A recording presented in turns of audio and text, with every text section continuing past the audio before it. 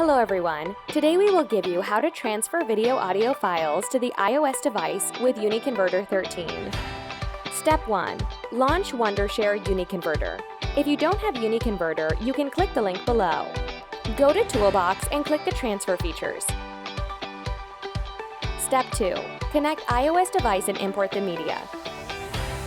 Connect your iOS device to the computer and import the video and audio files to UniConverter.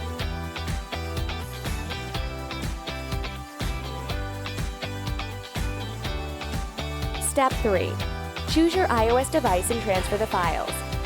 Choose your iOS device and click Transfer All to send videos to the iOS device.